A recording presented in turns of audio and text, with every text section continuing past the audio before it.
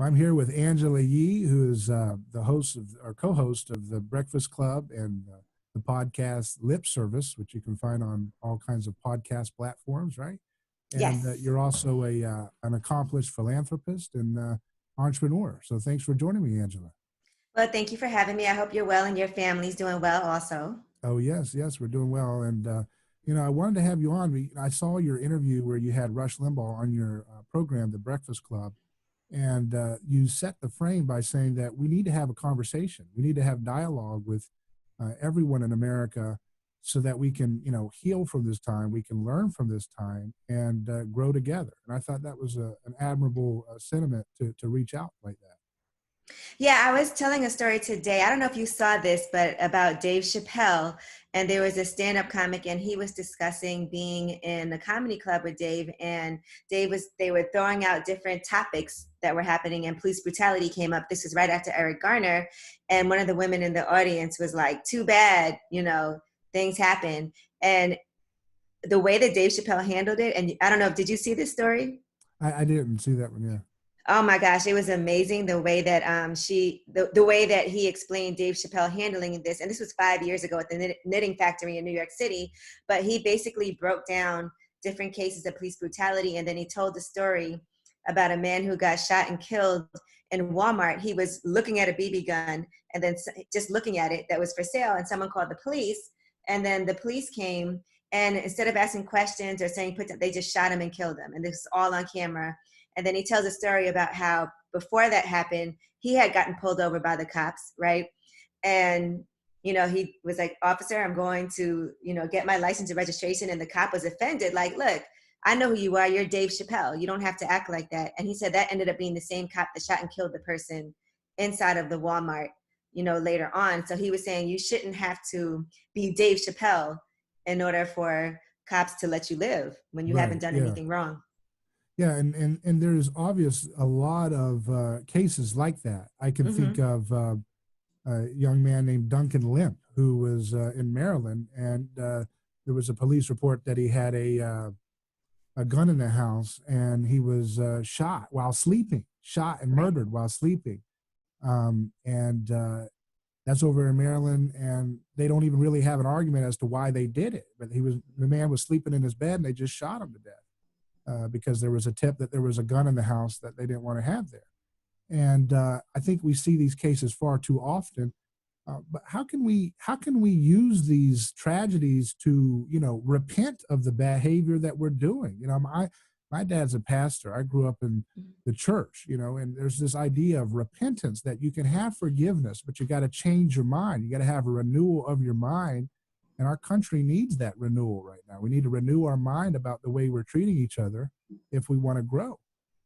I think first is acknowledging that there is a problem. Some people won't even acknowledge that. Hmm. Some people are like, okay, well, there is no racism and there is no white supremacy. There's no hierarchy. And that's just simply not true.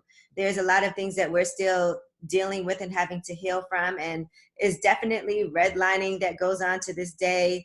There's, you walk down the block as a Black person and you see white people just clutch their bags and want to get off the elevator and, scream out racial slurs at you. And this still happens to this day. And it happens all the time. Like it happens so much that we don't even feel like, I think, all the time posting about it because it's just so much. And I think we're even shocked sometimes when actually people do get punished for treating us wrong. And so I think part of it is acknowledging that, yes, we do have a problem, right? And that's what you're acknowledging right now. And that's important. You can't act like there's not an issue. And then once you acknowledge that, let's come up with what are some of the things that we can do to solve that. Like I see everything that's happening. I'm in Brooklyn. And so now in Brooklyn, it's cop cars nonstop, helicopters flying overhead.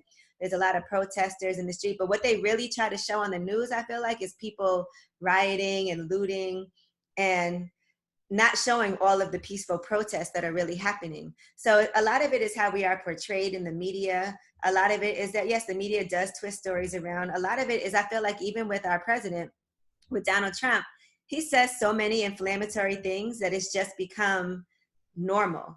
And those things should not still be normal. And he should be checked and he should have to account for those. And the fact that people can still support those racist ideologies, I think, are You know, it's disappointing, it's crazy. What does that do for us, just how we feel about ourselves and about each other? Because I've seen videos of kids who, one thing broke my heart, like seeing a young Black girl and she was upset about her hair and saying that she was ugly. And we need to be told how valuable we are, you know, and how beautiful we are. And the reason why this country even exists the way that it does and why certain people are wealthy is because of us. So, do you think at the heart of police brutality and the problems that we're seeing, the heart of it is racism, or do you think it's deeper than that? I think it's definitely, yeah, it is. I think that is the heart of it. I think that, and police will tell you this, and they have told you this, that they've been taught to racially profile. And just think about how stop and frisk happened. And that was really big in New York City. You Mm-hmm. know, Mayor Bloomberg really implemented the stop and frisk, you know, and what that was coming into our neighborhoods and not going into white neighborhoods, but coming into Black neighborhoods. And you can just randomly stop anybody. And who do you think was getting stopped the most? And statistics will prove that they were stopping Black and brown people more than anybody else. And if you get stopped, and at that time, if you had some weed in your pocket, you're going to jail. And listen, to me, weed has never been that big of a deal, right? But you white people walk around and smoke weed just as much as Black people do. But the difference was back then, they weren't getting stopped and frisked like we were. And think about that, what that does if you're a child and your dad's trying to go to work and the cops throw him against the building or they throw him on the floor and they stop and frisk him and handcuff him and they're like, okay, you're good to go. And as a child, you see that, does that make you feel like, okay, I want to call the cops for any reason when something's happening? We're conditioned to not want to call the cops no matter what. You could be getting robbed, you could be getting beat up, it could be a domestic violence situation. The last thing you ever want to have to do is call the cops because you don't know how that might end. And I think that's a reality for Black people and for brown people. I don't know that that's necessarily a reality for white people. I think it is for poor. A lot of poor Americans experience that. Duncan Lent, the one I mentioned, he was a white guy. He was shot while he was sleeping, recently in Maryland, and didn't get as much media coverage. But and then you have stories like my friend Craig Cecil, who was doing body work on trucks that were moving marijuana, and he's in prison for life right now in Terre Haute, Indiana. He's a white man. So I think it happens to a lot of people who are poor or lower middle class, and unfortunately, that happens to be a lot of minority individuals too.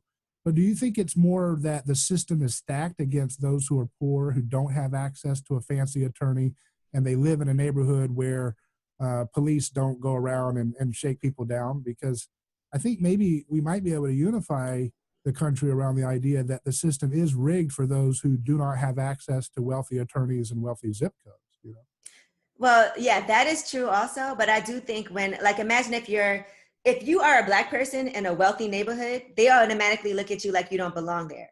Mm-hmm. I think if you're a white person in a wealthy neighborhood, that's not going to happen. Like if you see what happened with Ahmaud Arbery, he was jogging through a neighborhood that wasn't that far from where he lived.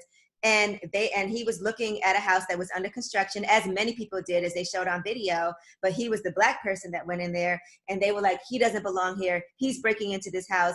And they chased him down and surrounded him with the vehicles and shot and killed him. And they called him an effing N-word. Right. You Yeah. And know, that's and so repulsive. It's disgusting.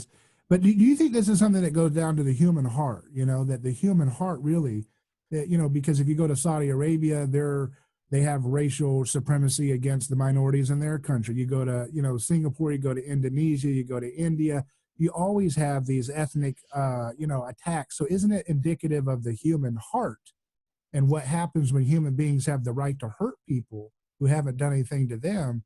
That's really seems to be the lesson I take away, that we need to stop that, right? look, I think in an ideal world, none of this would be happening. You know, Mm-hmm. I can only speak to, because I haven't been to Singapore, Right. you know, I haven't been to Saudi Arabia, but I can speak to my experiences being Mm-hmm. here and what that's felt like and the fear that we have. I know growing up, like your parents have to sit you down and have a conversation on what the protocol is in case the police stop you for any reason.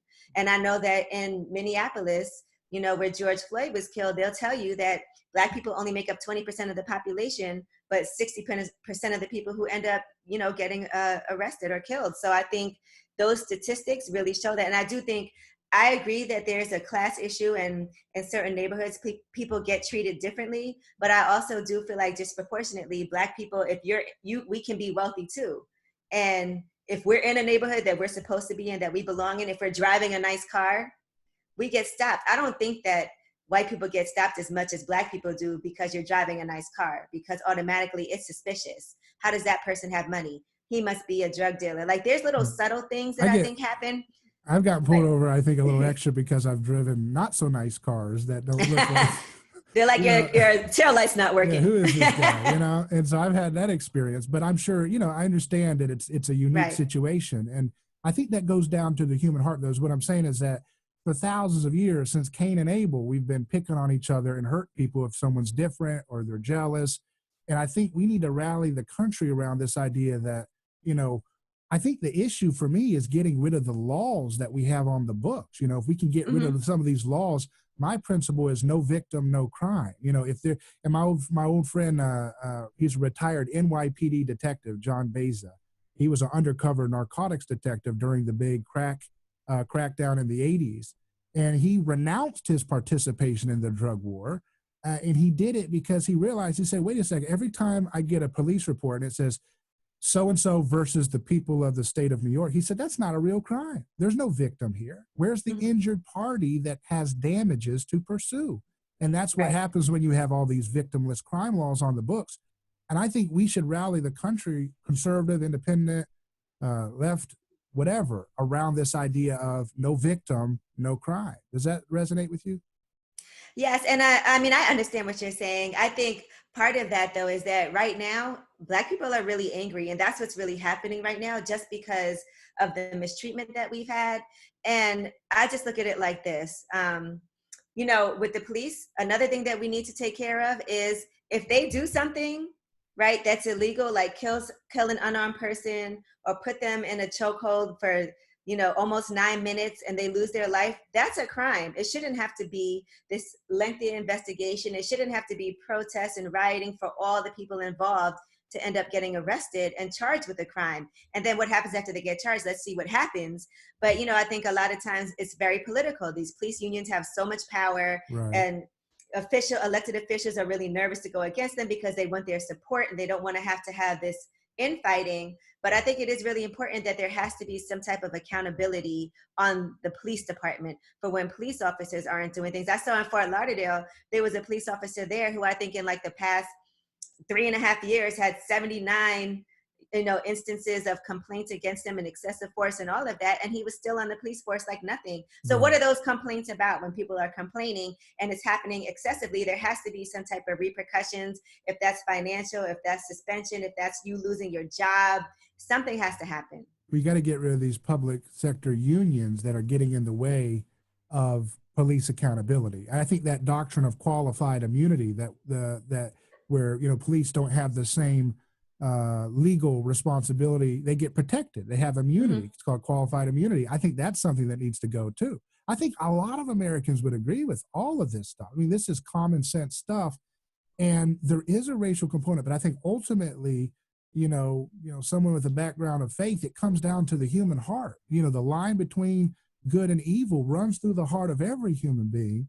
And when you give people the kind of monopoly of power that our government has received with its unions protecting accountability, you're going to get this kind of, like Lord Acton said, power corrupts and absolute power corrupts absolutely. Absolutely. Yeah. And that's what we're dealing with. We have a system of government that is pitting each other against each other by race and gender. We should be united and saying, get rid of the law. Let me give you an example, like Eric Garner. This man died. What was he accused of? Selling unlicensed cigarettes. And I thought to myself, no, wait a second. We're pointing fingers at everybody here, this. I said, who put the law on the books that said you have to have a license to sell cigarettes? The people of New York. And why are they repealing that law? Just say, I don't care if you're Asian selling cigarettes, black, white, whatever, get rid of the law. You should never send men with armed force with qualified immunity about what they do to tell a man, hey, you can't sell a cigarette. You see what I mean? Right. That unifies everybody, doesn't it? If you think of it that way. And it's such a common thing in New York, selling loosies. It's like certain things to me, like, are we really going through all that for somebody selling loosies for like a crime? What is that, a few dollars? Like, just tell them stop. There's no need for all that. So I do think how we interact with each other is important too. And I've always felt like police, as part of their job, should be required to do things that are community service, and that should be part of the hours that they put on the books. So because I don't want every interaction with the police officer to be a negative reason. A lot of times when we have to call the police, or the police are called, or they come into the community, it's because of something negative. And Right. I remember the days when they would have like PAL, where the police officers would play basketball with the community. And, you know, those are good police officers, the ones that know their residents, that know how to interact with them, that understand things, that can know you by name and we can know you by name. And you're there to really help, you know? And I think a lot of times, you know, things right now are just not happening like that. Even during these protests, we see police officers pushing people to the ground. We saw them push a 75-year-old man in Buffalo. His head was bleeding for no reason, and then just walked away, and then tried to say he tripped and fell. But there's video footage of you pushing him to the ground. And so again, what happens? You get suspended without pay while they do an investigation. The Well, unions need to get out of the way. Yeah. you should get Yeah. fired for that. You pushed a 75-year, I don't trust you. You know, I don't want you in my community if those are the things that you're doing, and then lying about it. And then everybody's helping you cover those things up. Even Breonna Taylor, we're still waiting to find out what will happen with her. There's an investigation going on. Well, guess what? You broke into this woman's home, broke down the door, didn't identify yourself as police officers, shot and killed her in her own home. You were at the wrong house, and they already had the suspect apprehended somewhere else in jail, in custody. And you're still doing an investigation. What is there to investigate? Yeah, I totally agree. And there is a lack of accountability with these entities that have a monopoly. They don't have anybody checking them competitively, because they can say you can vote, but there's so much bureaucracy and union built into these, you know, government agencies, that you can't get rid of the whole structure. You can only vote for the person at the top who functions like a PR spokesperson for the status quo of the institution that's failing the community. So I totally agree that there needs to be a real reckoning with the kind of skin in the game that our forms of law enforcement have. They need to have more skin in the game for the things that they do. Just because you have a badge doesn't mean you have a right to put your knee on anybody's neck for anything. You know, Yeah, unless that, it's a struggle over something and there's a fight. I mean, I can understand at some point there, but you don't need to be doing that. That is reprehensible. And I think the thing that we're going to unify around, because if we say, okay, well, it's just, we got to get rid of racism. Well, yeah, we do need to get rid of racism, but how can you legislate that out of existence? That's a mindset. And the only way you get rid of that, I believe, is through, you know, being able to unify around common things that we all cherish. We all cherish our family, and a drug war is destroying our family. So let's get rid of the drug war. We all cherish our freedom, and yet all these regulations that have picking on businesses. You can't cut hair. I have a friend, Isis Brantley in Texas, who was raided at gunpoint because she was doing African hair braiding, and they said that she didn't have a license to do it, right? And so therefore they put her in jail for that, because she didn't have a beauty license. Get rid of the license that puts the condition for men with lethal force to come and arrest a woman for doing braiding of hair. You see what I mean? right. And so it's the laws that we can unify around. I mean, you know, my audience tends to lean on the right, but I think if you see the same thing that I'm saying, I think we'll find there's a lot of common ground getting rid of these bad laws, and then the mindset change about supremacists. That's a heart change. You can't legislate that. You can't put a gun and say you get your bad idea about this gentleman out of your head. You can't do that. It only makes it go underground. You know what I mean?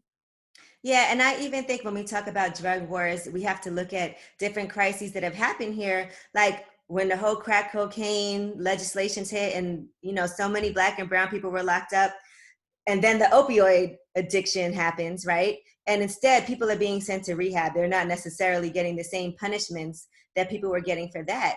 And I think a lot of times we feel like, listen, I'll be honest, like all of us, we're very angry about the way that we've been treated in the United States. This is what it is. Like, there's so many statistical proven things that have happened. Redlining, where you can't get into certain neighborhoods because they won't let you come in there because you're Black, or you can't get lending from the bank because you're Black. There's just so many things that happen. Even if you were the scandal that just happened with the schools, right? With Felicity Huffman, you know, going to jail because they paid for the SAT scores and for their children to get into these schools. But then you have people who live in neighborhoods where they're like, look, I want my child to go to a better school than the zone that we live in.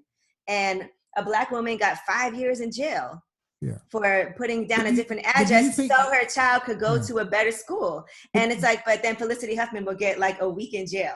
But do you think that the people who are throwing these awful sentencings, like they're like, oh, that's a black person, I want to destroy them. Like, do you really think they think that? Or do you think, I think it's more like poverty issue. I think they're like, oh, you don't have power. You don't have a nice attorney. I'm just going to make an example out of you and crush you. Because like yesterday I had a woman on who was there to pick up a man who's been in sentenced for 40 years for a drug charge, 40 years. His name's Chad Marks.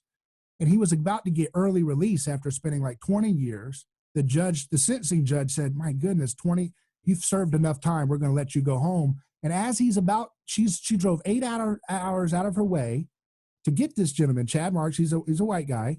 And then at the last minute, the prosecutor came in and put an emergency stay saying, no, you're not coming home. He had packed up his stuff and everything. This is a white guy. Do you think like he's victimized by the same evil system that you're explaining, right? And I think it's about power and money, not about race as much for most of these examples. Do you not see it that way? Well, listen, I can tell you right now, they'll tell you that African Americans are sentenced 5 times more than white people are for the same crime. So I don't know Right. that it's just that. I think part of it is also that if your judge is white and your jury's white and they see a white person, they might lean toward actually somebody who looks just like them, giving them a lighter sentence. Yeah. And I think people are conditioned to look at Black people who aren't Black like, oh, these people are animals and they're this and they're that and they're criminals, and we've heard that, from the president when they talk about when he said people from these ishhole countries coming over here, or the way he talks about immigrants from Mexico and says negative things about them. And that conditions people to be like, yeah, these people aren't good. They're disgusting. And people are conditioned to think like that because they don't know better. Mm-hmm. Yeah, And that to me is, really what it is. These racial disparities from people not educating themselves to understand, like you said, these are human beings. We're all human beings. There's good and bad people of every race. Yeah. I mean, we had back in 2007, even Ron Paul, the congressman from Texas, he was a Republican. He wanted to pardon all nonviolent offenders on day one if he won presidency. And I think, what would that do if we could get rid of all of these laws at the federal level that victimize and criminalize and destroy families for nonviolent crimes? Don't you think that would be a great place to start, that we could rally? Because if you could get a Texas Republican like Ron Paul to champion pardoning all nonviolent offenders day one, not 1,000, not 100, every single person under his purview as president. And everybody said, oh, yeah, whatever, he's Republican, he's racist, whatever, get out. And it's like, well, wait a second. You would literally have more people of color free and out of the confines of federal prison if that man was elected than you did when Obama was elected, because he sat by and allowed people like Alice Marie Johnson to languish in prison, an African-American grandmother charged with some cocaine conspiracy. Meanwhile, Barack Obama did cocaine. He admitted to it in college, and he sat there going to sleep every night knowing Alice Johnson, a grandmother, was languishing in the violent system of prison.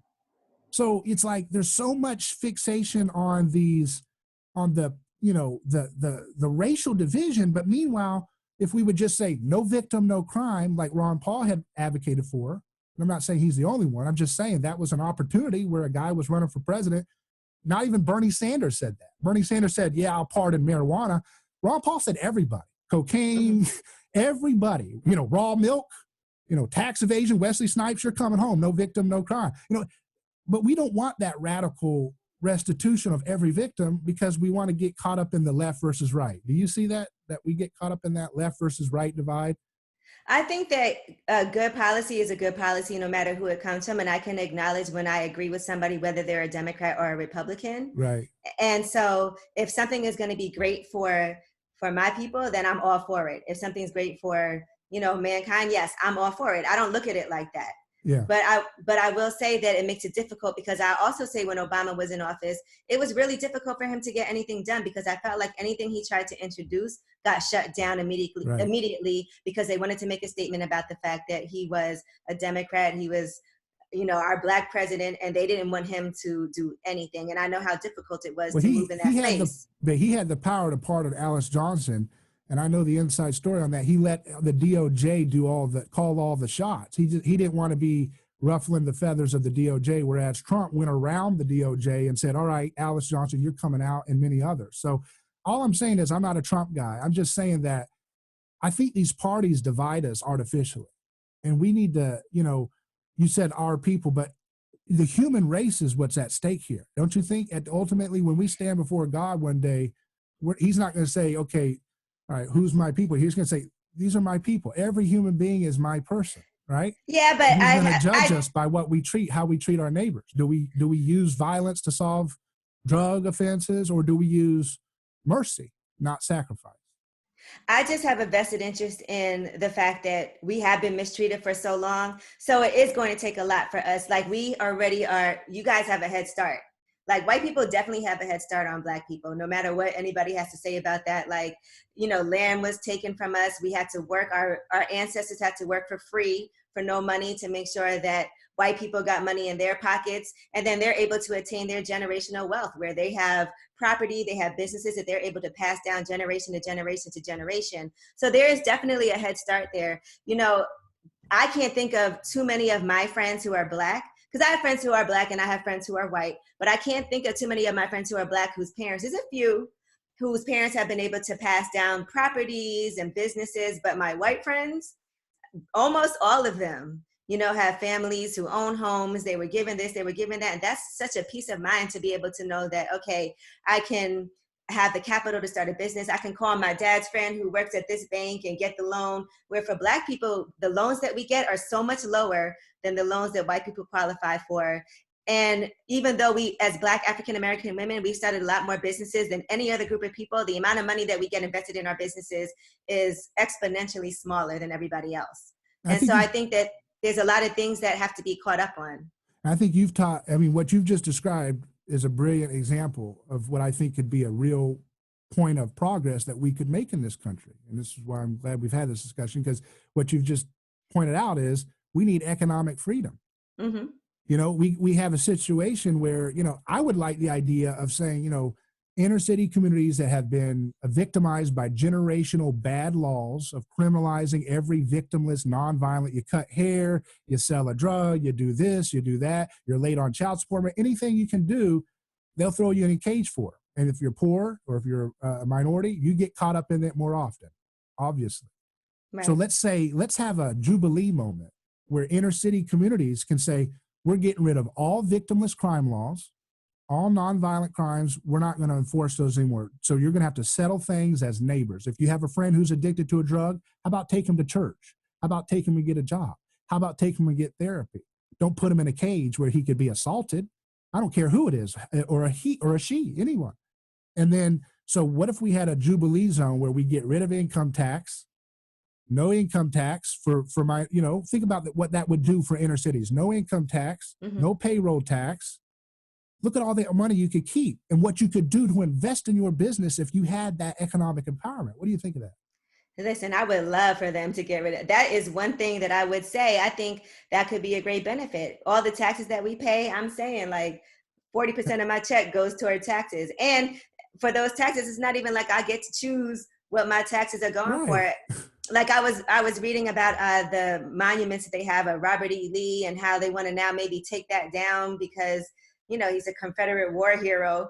And to me, it's like, I don't want my tax dollars paying for that right. memorial statue to be maintained or for a park with, I don't want my money going towards those things. So yes, I don't want my money going to, regime change in Syria or, messing with Yemeni over in Yemen or, I don't want my money going there. And I don't want my money going to police the war on drugs. It's a failure. It's an utter assault against any human decency to put a human being in a cage where they could be assaulted by actual violent people who are in there for murder, but somebody does a drug and they go into that cage and we say, oh, nothing to see here, move along. No, that's on us. That's an indictment on every human being who allows those laws to stay on the books.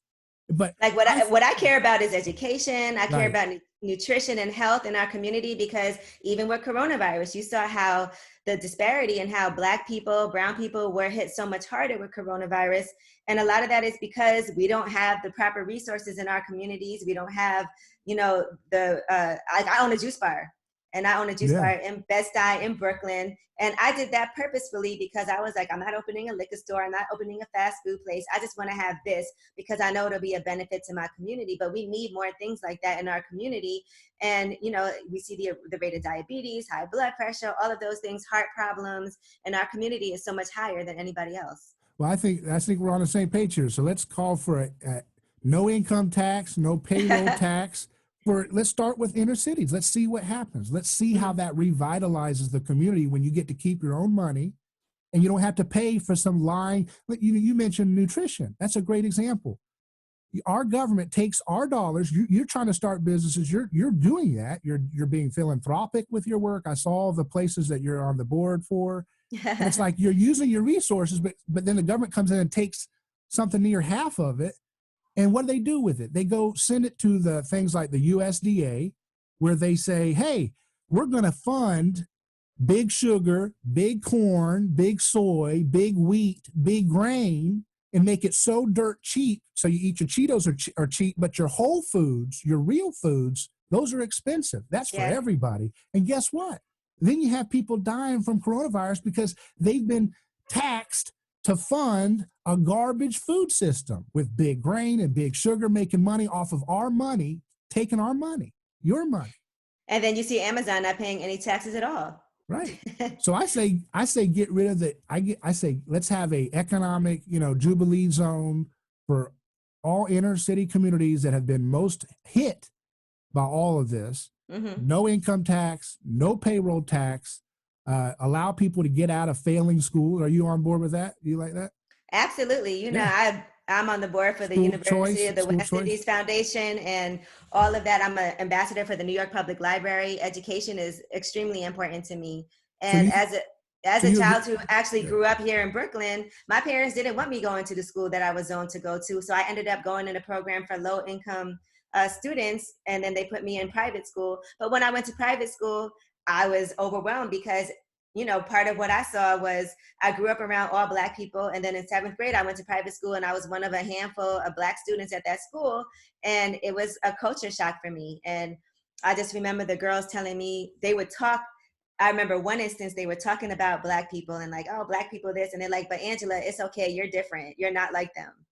And I was like, no, I am them. And after that, I left. I was like, I can't go to this school anymore because it was just terrible, like the things that would happen. And I just wasn't accustomed to that. So, you know, I think all around the board, like, yes, education, and the education is so much different when you go to a school like that or when you go to the school in a neighborhood where the building smells like urine. Yeah, It's, you know, exactly.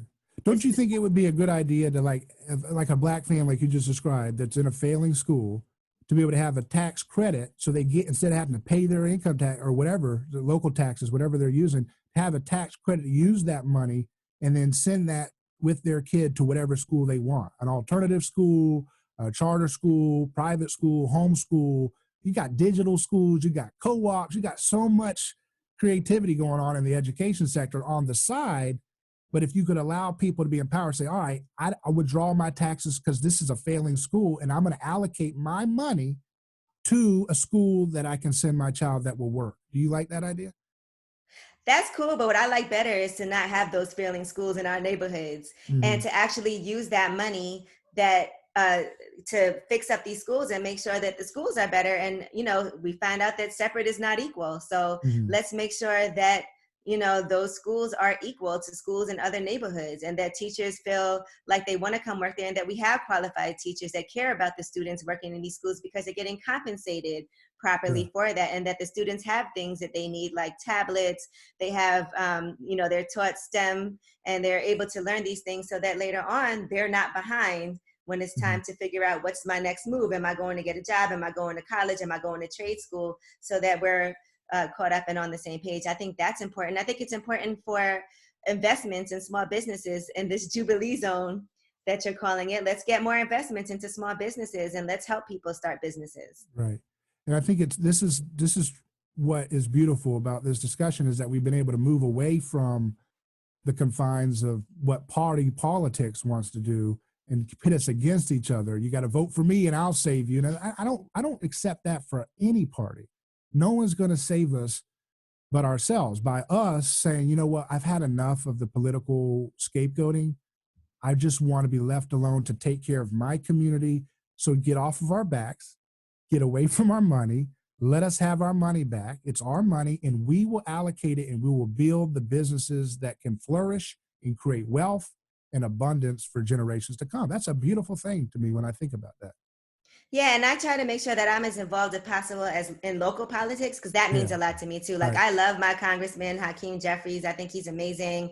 And my Congresswoman from where I'm from in Flatbush, Brooklyn, Yvette Clarke. So I make sure that I get as involved. Like I go and I've hosted fundraisers for both of them. And Mm-hmm. I think that's important too for everybody to know what's going on with their local politicians and make those demands and let them know what it is that you feel like you need and make sure that there's some action and hold people accountable for that. And of course, there was that big thing that was in the news everywhere when Joe Biden came on with Charlemagne, and he said, you know, that whole thing. If you don't, you know, if you have questions about voting for me, then you ain't black. What did you interpret that to mean? What was that? What did that mean to you when he said that? I think, I looked at it because after that, right, Trump said something about MAGA, and he said MAGA loves Black people or African American Right. people or whatever. So I looked at it like Donald Trump doesn't even look at Black people as part of his circle. He doesn't even look at his supporters or the people that he's catering to as Black people because MAGA, that's Donald Trump's thing. So I think for Joe Biden, what he was trying to say is because of all the inflammatory things that Donald Trump has had to say about Black people, and I think he Right. was trying to make a joke that fell flat, that was Yeah. Why do you say inappropriate. ain't? Was that being rude? You think he's being condescending or something, or just And trying I'm to be so cute? sure Yeah. that he probably heard somebody that works with him on his Yeah. campaign say that, and Right. and they probably all laughed about it, and he said that. But that's not something that you should ever really think or say. But I do believe that he did say it as a terrible joke, Right. and it didn't go over well. Because Yeah. truthfully, that is probably what we do say, like, "Oh, you like Donald Trump? Well, you ain't Black then." I Right. mean, yeah, But exactly. like the So idea that a party could define someone's racial identity, I think is pretty disgusting. Wouldn't you agree?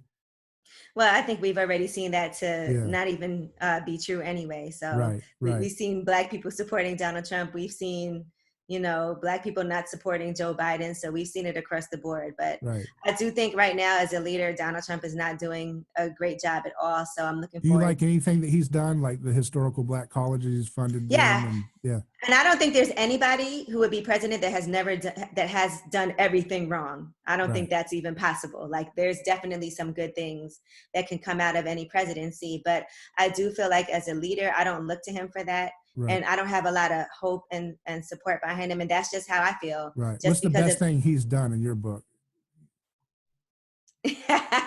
let's see, the best thing he's done. I mean, listen, the HBCU's funding, I think was a positive thing. And I don't know. I can't really say off the top of my head. I know he'll The say that First Step Act, yeah. unemployment is down. Yeah, the First Step Act.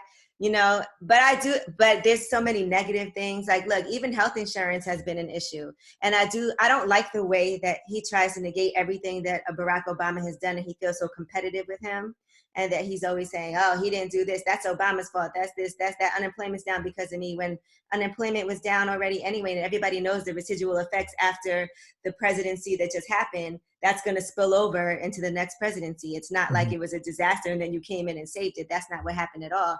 But I also think just the leadership qualities and instilling hope in us and not creating division, I think he's been very divisive. And that's been an issue for me. And even just the way that he has spoken to and about women as a woman, that hurts me.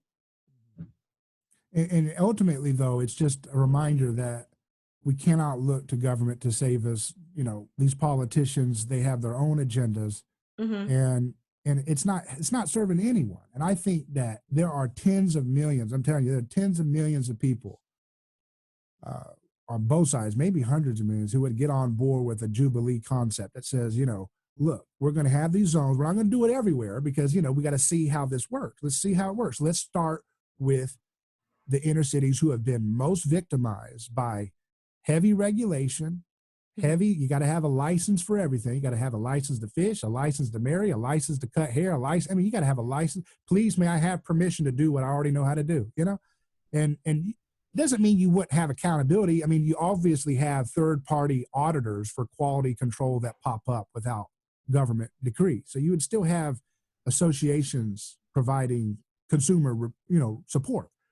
But you get rid of these license laws, you get rid of these regulations, you get rid of you get rid of all the victimless crime. So guess what? Now, when someone's walking around and you say, "Oh, does he have a gun?" Well, we can't stop someone because they have a gun, right? Where's the victim in someone owning a gun? A lot of these people get pat down. Oh, you got a gun? Well, what's the victim in having a gun? You see what I mean? So if you get rid of the law that says we can put you in a jail cage because you've got a gun and you're not supposed to have one here, get rid of that law, they can't go down and pat down people. And then you say, all right, so we got rid of that. What about the drugs? Well, that's a victimless thing. So if we but let me ask you this with the gun thing, because I know you're in Florida. That's different, right? Because New York gun laws are very strict here. And so it's not like you can walk around with a gun here. And I haven't grown up, so it's so different for me when I go other places and everybody has a gun and it's licensed and all of that. But if somebody says that person has a gun, right? Are you saying that the cops shouldn't be able to stop that person and see if they have a gun if there was no victim? Yeah, if they have not been accused credibly of a crime, why should you mess with them? That's where a lot of these violent altercations with police and minorities occur, is when you pat them down. Oh, you got drugs. Oh, you got a gun. And well, you shouldn't be able to do that. Yes. But guess what? If you get rid of the laws, they can't pat him down. Oh, he's got a gun. I can't stop him. Unless he's wielding it at somebody, then there's no crime. There's no threat. Because I also believe that everybody shouldn't be able to have a gun. But that would be a victimless crime. You want to get rid of victimless crimes. Now, I think this, right? If there is a justifiable reason why, if somebody's like, look, he pointed a gun at me, he didn't shoot me. Right. But if that person has a gun and they call the cops and I identify the person, yes, you should be able to stop them. Because I also feel like there needs to be stricter regulations. You're saying if they threaten. Yeah. That's a victim because someone. Not a stop and frisk. Okay, yeah. I don't believe in stop and frisk, but I do believe that, because I also feel like there's so many people that have killed people with guns that I feel like y'all shouldn't have had a gun in the first place, and I feel like they do. That's the occasion, but unfortunately, Angela, that's the occasion by which a lot of people get hurt and really destroyed, because you make a law that says you can't own a gun, and guess what? Well, I can tell you the story of Royal Wilson, young. I'm not saying everybody, but I'm saying if you have some issues, right? Like say you have really bad anger issues and it's something that you've had to go and take classes for, court mandated that. I don't think I would feel comfortable with a person like that being able to get a license. But what if you had a racist employer tell, you're a black woman, oh, she's got anger issues, and then all of a sudden that's on your record, and then you as a black woman living in inner city can't defend yourself or something. I mean, if something really, really happened, or what if somebody's online saying, I'm going to shoot up this person and shoot up the school and do this? That's a threat. So that's what I'm saying. I don't think everybody should be able to have a gun. I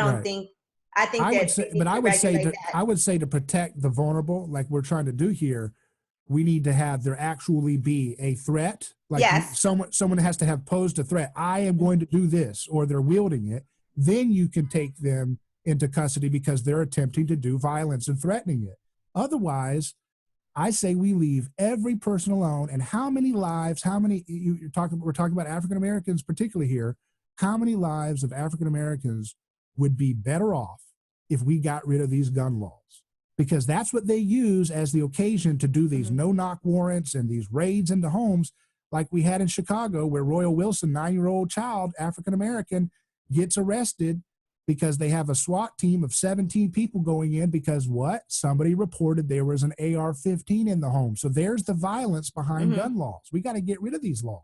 And so I totally agree with you that if someone's threatening violence, yes, that's an act of violence that needs to be restrained by law. But otherwise, we should get rid of these laws that someone's owning a gun. An African-American woman should be able to own an AR-15 in Chicago.